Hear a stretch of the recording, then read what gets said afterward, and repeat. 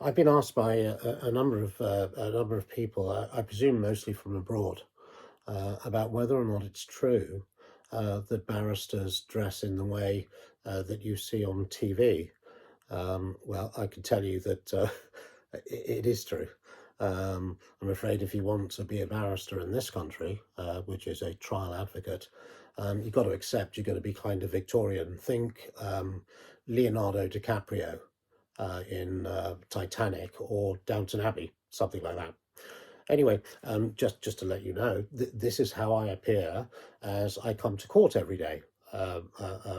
And as I walk into court, what I do is go up into the robing room, and the robing room is a place where barristers are able to change into their court dress.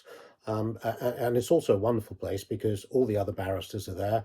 You can discuss your cases, you can raise things that you're concerned about, you can seek advice from those that are more senior to you one way or another. But essentially, at the end of the day, a robing room is about getting changed. And so what I do when I get to a robing room in any given court on any given day, the first thing I do is take off my tie, which I'm doing now. And you'll see that so far as my collars are concerned, they're not the type of collar that you would buy on Amazon, and that's because they detach, rather like I suppose they did in Titanic. And having taken off my collar, what I do is I exchange it for a wing collar. This is so you know what it looks like. This is a wing collar that I would then put on. Let me just deal with that here. And it's made of, it's actually not the most comfortable thing in the world. It feels kind of like cardboard, I suppose, and as restrictive as I imagine it was to those people who had to who had to wear them in Victorian times. And then after that come our bands. So far as bands are concerned, just think, I don't know, Cardinal Wolsey during the reign of Henry VIII. There we are, having put our bands on. There's my collar, there are my bands. I'm almost good to go. The next thing I do is put on my gown. And so far as my gown is concerned, think of a university lecturer or somebody who's been given a degree or something like that. Here it is. You can't see it, but it goes right down to my mid-calves. And finally, the thing that you're interested in, I guess, is my wig. And so far as my wig is concerned, this one is particularly old. I think it dates from the early 19th century, so 1820, 1830. All barristers' wigs are apparently made of horses' tails. Well, they're meant to last a lifetime. Whether they do or not, I don't know.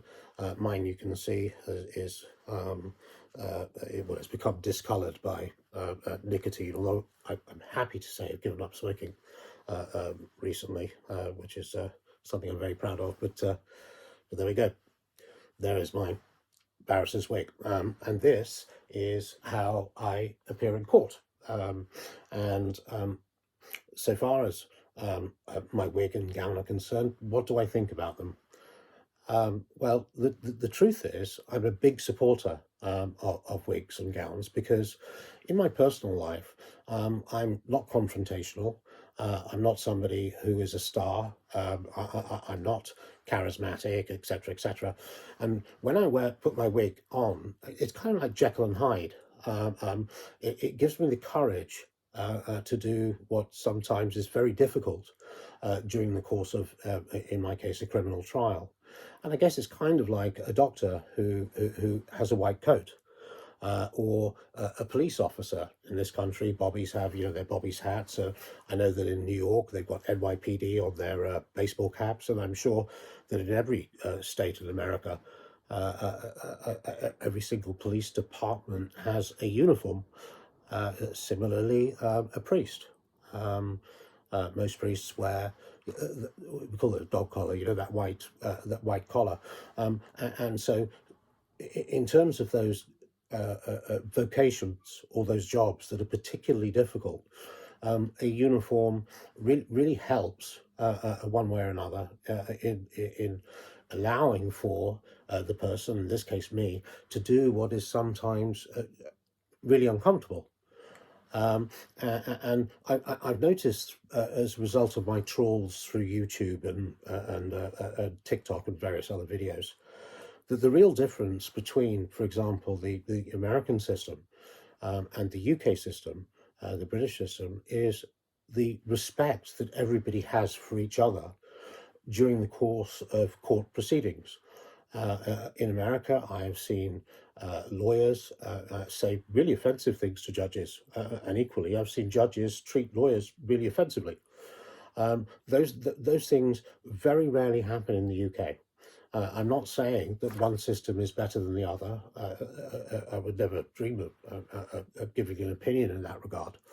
But so far as the UK system is concerned, what wigs and gowns and tradition do is they instill a reverence and a respect for the court process, which in this country we believe is most likely to achieve true justice one way or another. Anyway, the main point of this video was to let you see how I look when I go to court every day. In your comments, please don't laugh at me.